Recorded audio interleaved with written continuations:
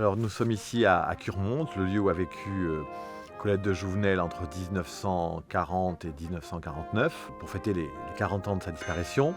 Alors il y a eu un livre que j'ai écrit, qui a été publié en 2012 aux éditions Les Points sur les i, sur Colette de Jouvenel. Parce qu'en fin de compte, tout le monde connaît Colette l'écrivain, qui est écrivain reconnu dans le monde entier, qui a eu une fille unique qu'elle appelait Colette, avec un Corrézien qui était Henri de Jouvenel, dont le château était situé à Varetz, Castelnovel. Et on découvre dans les écrits de Colette mère de très belles choses sur Belgazou. Elle avait tourné Belgazou, qui veut dire beau casouillis en provençal. Et j'ai dit, mais qui est Colette de Jouvenel? Et il n'y avait absolument rien sur cette personnalité qui s'est révélée surtout ici, pendant l'occupation en Corrèze.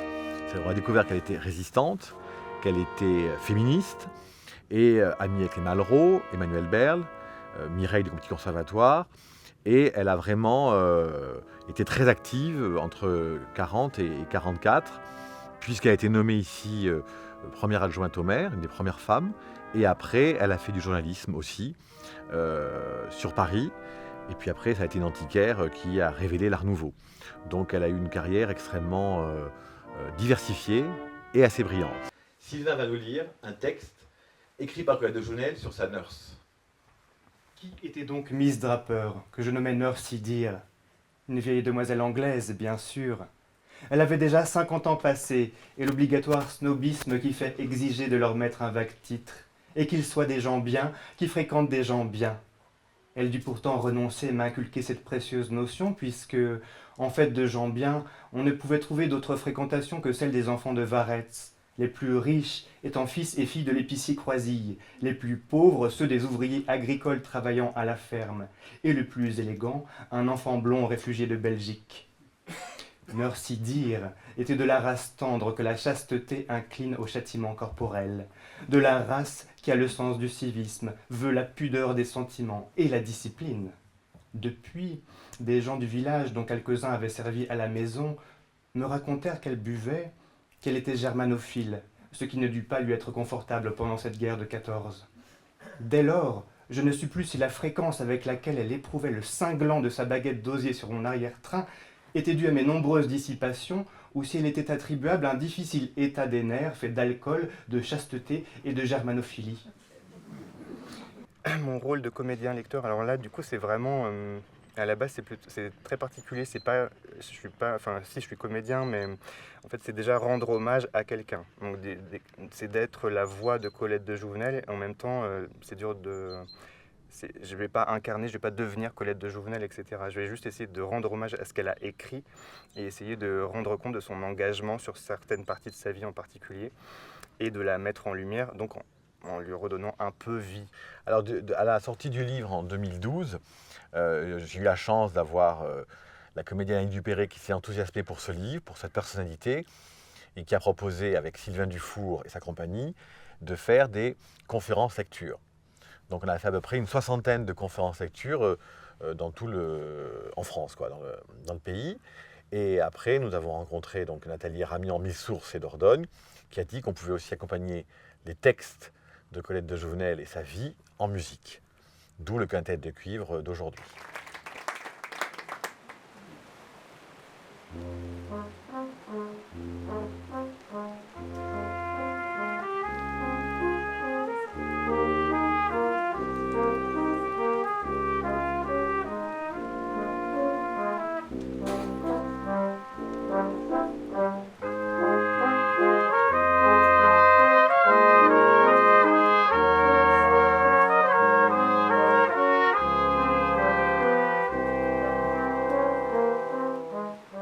Au fur et à mesure que j'entends la narration de François, ça évoque des images. Et en fait, je note ces images, je note ces impressions, ces émotions, et je note aussi quelques mots-clés.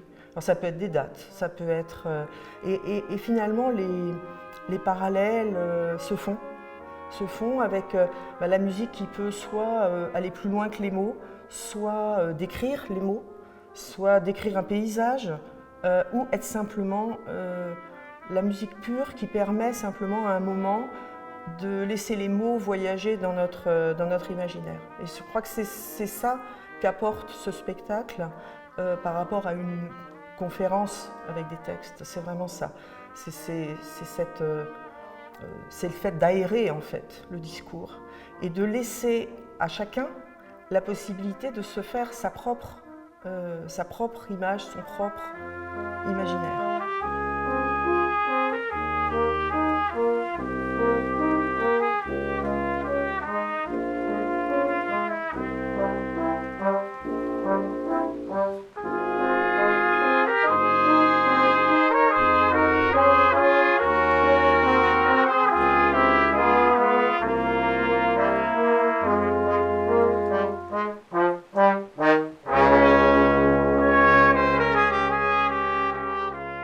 J'avais été subjuguée par ce personnage que les Cure-Montois et Cure-Montoises n'avaient jamais entendu vraiment parler. On avait entendu parler de Colette, mais la fille de Colette, vraiment. Et je l'ai vraiment découverte dans ce livre et je l'ai trouvée très attachante. Et en plus, Françoise Sousse l'a dépeinte avec beaucoup d'amour, je trouve. Elle a fait tellement de choses pour ces gens de Cure-Monte et pour la Corrèze elle-même, que lorsque j'ai su qu'il y avait cette représentation le 29 mai à Saint-Hilaire-Luc, eh bien, je me suis empressée d'y aller et j'ai trouvé ça extraordinaire. Alors, comment ça s'est fait? En fait, l'idée, elle est née il y a à peu près 1 an. Moi, en découvrant la conférence lecture que François et Sylvain avaient montée sur Colette de Jouvenel, j'ai pris conscience que 2021 était en fait le 40aire de sa disparition. Et comme je trouvais que c'était vraiment une personnalité assez remarquable, tant pour son engagement résistant que pour son combat féministe, etc., je me suis dit que ce serait vraiment une bonne chose de pouvoir la remettre en lumière, de la faire connaître, parce que c'est quand même une personnalité du paysage corrézien. Alors la forme du portrait littéraire et musical, en fait, parce que moi du coup j'ai pas trop ce côté artistique du tout, donc on s'est appuyé beaucoup sur le professionnalisme, les connaissances de Sylvain Dufour, donc qui est comédien, metteur en scène et lecteur notamment dans ce projet, qui a travaillé en étroite collaboration avec la présidente de l'association Amélie, Nathalie Ramian, qui nous apporte toujours à l'occasion du festival 1000 Sources des artistes, des musiciens d'une très grande qualité. Et donc ils ont travaillé ensemble pour construire ce portrait littéraire et musical en alternant l'histoire, le récit de François qui raconte l'histoire de Colette, des lectures de Sylvain et des morceaux musicaux du quintet Les Cinq Sens.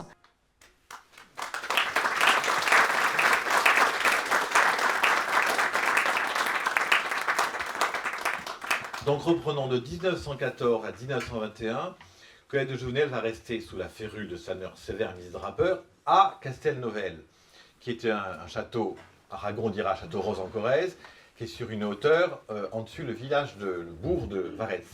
Mais, pour vous montrer la liberté d'esprit de Colette, mère et d'Henri de Jouvenel, ils décident d'inscrire leur fille à l'école communale, ce qui est assez rare pour la fille d'un baron à cette époque-là.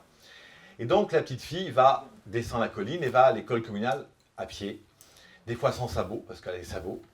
Et puis, quelque chose que je voulais retenir, c'est que comme ses parents viennent fort peu, Henri, comme vous le disiez, en permission, et Colette toujours reporter, il lui envoie des cadeaux magnifiques, des poupées magnifiques, la petite poule qui pond l'œuf, des dînettes. Et dès qu'elle a ces cadeaux, elle les porte à l'école communale pour partager. Elle garde très peu de choses pour elle. Elle a la notion de partage déjà très enfant. Donc cette poésie entre les lectures, entre la musique, et puis je me suis dit, mais bon sang, évidemment, il faut qu'à Cure-Monte aussi, cette petite représentation voit le jour, et donc c'est la raison pour laquelle j'ai sollicité monsieur et madame Cantegrel, les propriétaires, pour savoir s'il était possible d'organiser cette cérémonie dans le lieu où elle a vécu même, c'est-à-dire dans le lieu des châteaux.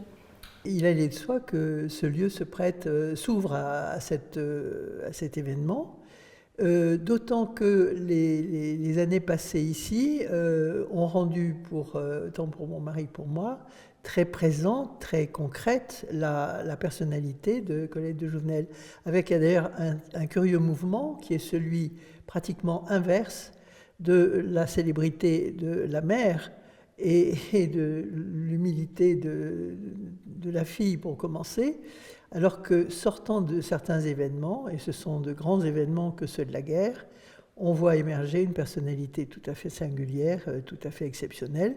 Cette jeune femme de 31 ans qui est arrivée ici à Curmont n'avait certainement pas conscience de sa valeur, puisqu'elle ne se l'était pas encore prouvée, et que ce sont ces événements qui l'ont fait grandir, qui l'ont fait s'affirmer.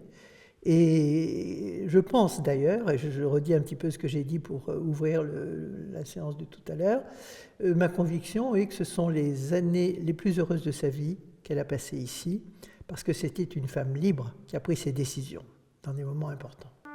Je voulais remercier Nelly Germain et son conseil municipal. Je voulais remercier Marie-Josée Henry.